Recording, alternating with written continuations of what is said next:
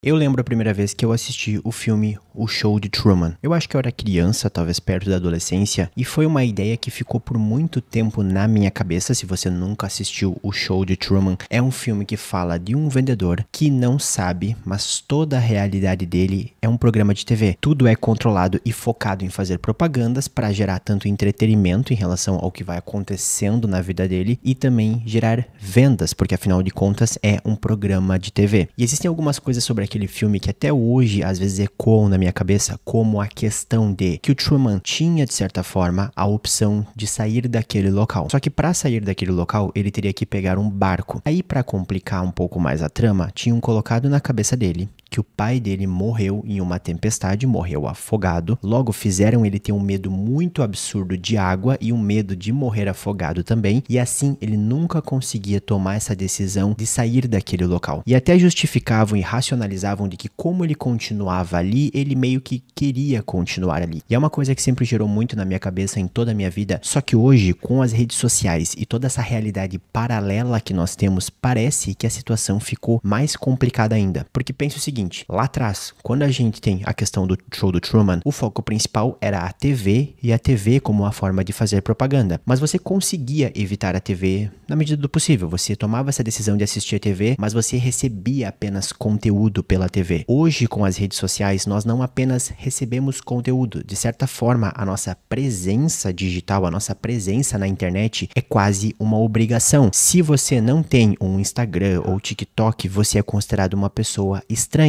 Eu, como profissional, e eu trabalho como médico dermatologista, se eu não tenho um Instagram, as pessoas acham estranho e até acham ruim. Você tem que ter como se fosse um cartão de visitas. No meu caso, eu ainda faço conteúdo pela internet, então é mais obrigatório ainda você ter essas redes sociais. Só que hoje, essas redes sociais já não são apenas redes sociais. Hoje, você não posta fotos sabendo que seus amigos vão ver. Hoje, todas elas funcionam por engajamento. Assim como o YouTube, se você assistir esse vídeo ou alguém fez uma indicação, ou esse vídeo por alguma razão fez sucesso e as pessoas clicaram. Então, se você postar uma foto e não for uma foto que muitas pessoas comentem, curtam ou compartilhem, a maior parte dos seus amigos nem vai ver. E as redes sociais hoje existem e giram em torno de dinheiro, é propaganda, é vídeo patrocinado, são marcas patrocinando, são pessoas patrocinando e várias pessoas criando conteúdos para tentar vender algum produto ou ganhar uma comissão por algum produto que está sendo vendido, como um cupom comissionado e outras questões assim. Então hoje são redes vitrine, nós temos vitrines para todos os lados. E para complicar mais ainda, nós usamos o celular para tudo. Nós usamos o WhatsApp, usamos e-mail. Todas as pessoas de forma geral acabam usando até para trabalhar. Mesmo que você não trabalhe diretamente, às vezes mantém contato com colegas, com o seu chefe, de alguma forma acaba tendo contato com o celular. E além das redes sociais, nós temos esses algoritmos e a inteligência artificial. E a inteligência artificial hoje estuda as pessoas e vê como as pessoas se comportam para conseguir achar maneiras de manipular as pessoas para continuar comprando e continuar mexendo nas redes sociais. Então imagine que assim como lá no show do Truman, mexiam com as emoções dele, faziam ele sentir medo, tentavam guiar ele, hoje todo esse conjunto que nós temos das redes sociais, algoritmos e influenciadores nos manipula o tempo inteiro e nos manipula muitas vezes com emoções. Quantas coisas na internet existem por aí criadas especificamente para você sentir raiva? Eu me canso de ver posts que aparecem ou no Instagram, ou no TikTok, ou no X, antigo Twitter, ou aquele Threads, que uma pessoa fala uma coisa absurda sabendo que vai ser xingada porque dá vontade de ir lá e corrigir, e aí fica aquele post cheio de pessoas xingando e a pessoa faz isso porque quer ser conhecida. Mas quando a gente une todas essas informações, tudo vai ficando um pouco mais complicado, porque o celular hoje sabe predizer como você está se sentindo de acordo com o que você está fazendo. Se você vê um vídeo triste, escuta uma música triste, ou tem algum padrão específico de comportamento, ele sabe que você está triste e ele vai tentar descobrir como tirar dinheiro de você naquele momento que você está triste. Se você fala de algum assunto, ele te mostra uma propaganda que vale a pena ser vista sobre aquele assunto. E não para por aí. Se ele quer que você compre, talvez ele não vai mostrar só o produto e a propaganda. Talvez ele vai mostrar o influenciador que vai fazer você terminar essa compra ou vai convencer você de comprar alguma coisa. Então é quase impossível fugir disso, porque tudo que a gente vai fazendo, ele vai aprendendo, e aí conforme a gente vai mudando o nosso comportamento, ele também pode ir aprendendo e mudando o comportamento também. E claro, no meio disso, tem que lidar com esses influenciadores. Hoje, muitas pessoas trabalham na internet, a fonte de renda delas é a internet e vender algum produto ou ter algum produto que ganha uma comissão. É óbvio que essa pessoa vai fazer de tudo para conseguir vender esse produto ou ter a sua comissão. E quando eu digo de tudo, ela pode mexer com as suas emoções, ela pode tentar fazer parecer que é sua amiga para que você compre.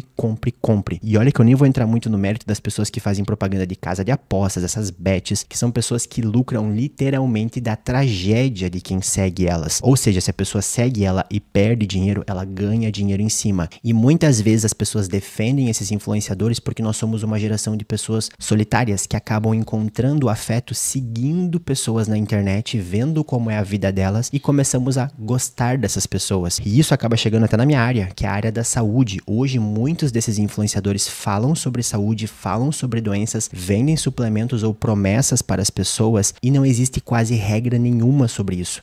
Muitas pessoas falam sobre liberdade de expressão, que você tem que preservar a liberdade de expressão e qualquer um pode falar sobre qualquer coisa. O que eu acho curioso sobre esse negócio de liberdade de expressão, se por acaso a gente pega um prédio que tem um engenheiro construindo e chega uma pessoa que não sabe nada do assunto e resolve opinar. Não, a parede não vai ser aqui, ela vai ser aqui, vai ser desse jeito. E como ela não sabe do assunto, aquele prédio cai e as pessoas morrem. Isso seria liberdade de expressão? Não, porque nós estamos falando de uma profissão, que é um engenheiro civil ou um arquiteto. Então, por que na área da saúde pode-se falar qualquer coisa, inclusive fazendo as pessoas comprar suplementos e medicamentos, e se chama de liberdade de expressão? Faltam muitas regras nesse país. De certa forma, se você não está falando de política, parece que ninguém dá bola, porque se fala de política, talvez tenha alguma consequência. Mas se você está falando apenas da área da saúde, e inclusive coisas bem graves de saúde, não acontece nada. E aí, no meio de tudo isso, como o ser humano tem essa questão de emoções e também tem essa questão de solidão, eles vão ouvindo um influenciador e acabam pegando gosto com a pessoa. Então talvez aconteça de que a primeira pessoa que você seguir e ouvir mais vai ser a que você mais vai confiar. Então se você der azar de que a primeira pessoa que você seguiu e ouviu é um mentiroso e quer manipular você, talvez você esteja ferrado, porque a partir dali você pode pegar gosto por aquela pessoa e pode até querer defender aquela pessoa e justificar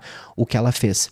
Por isso que eu digo que essa relação com influenciadores na internet parece uma relação com um namoro abusivo. Você vai notando todos aqueles abusos, mas você quer justificar porque você gosta daquela pessoa e não quer deixar de ouvir ela ou seguir ela, e o nível de gravidade pode ir aumentando e quando vê as coisas não terminam bem. E essa questão do relacionamento abusivo fica uma analogia muito interessante porque muitas vezes esses influenciadores falam de suplementos, falam de exames e eles tentam afastar as pessoas dos médicos, das instituições, das indústrias que são tradicionais e trabalham com isso, da mesma forma que um namorado abusivo tenta afastar a pessoa da sua família, dos seus amigos e vai colocando cada vez mais conspiração na cabeça da pessoa. E isso tem sido reproduzido aqui no YouTube para todos os lados. E olha que eu não tô tirando a responsabilidade de alguns profissionais. Tem médicos que também fazem isso. Tem profissionais da área da saúde que manipulam as pessoas para conseguir ganhar dinheiro com alguma coisa secundária. Sejam suplementos, medicamentos manipulados em que eles têm um acordo com quem faz a manipulação. Então hoje nós estamos todos presos de certa forma nesse show de Truman meio coletivo em que todo mundo que tem acesso a um celular, esse celular vai ver o que a pessoa faz no dia a dia, o que ela escuta, o que ela fala, com quem ela fala, os gostos dela, vai aprender sobre ela e vai achar maneiras de tirar dinheiro dela. E talvez vai jogar ela em alguns lugares muito assustadores na internet. E isso pode acabar muito, muito mal. Porque a gente não tá falando só de gastar dinheiro e ficar fazendo compras inúteis. Nós estamos falando de ultrapassar linhas que envolvem saúde, também saúde mental. E novamente, se eu falar sobre a questão das casas de aposta e os jogos online, a coisa fica pior ainda. Tem pessoas perdendo tudo e até perdendo a vida por causa disso. Só que resolver isso é muito complicado, porque não tem como negar que se tudo está acontecendo é porque deixam acontecer. É tanto dinheiro envolvido que isso acaba influenciando até o governo e as decisões que o governo toma.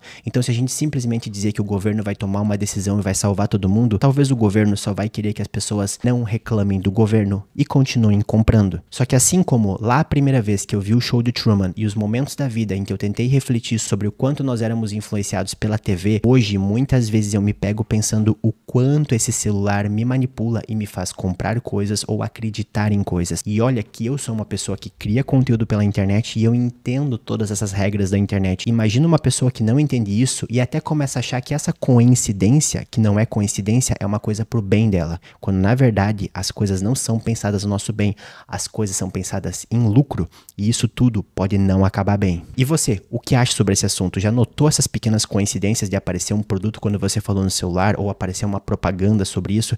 Já percebeu que esses influenciadores mexem com as suas emoções, seja para você ficar revoltado, ficar feliz ou ficar triste? Já seguiu alguma pessoa e percebeu que essa pessoa não era muito boa e deixou de seguir, ou até mesmo não conseguiu deixar de seguir e teve que criar algumas desculpas para ela? Deixa aí nos comentários, porque eu acho essa uma situação muito interessante e eu vou responder todos que comentarem aqui. Afinal de contas, esse é um canal mais pessoal que eu vou fazer uns vídeos um pouco mais longos. Por hoje é isso e até a próxima.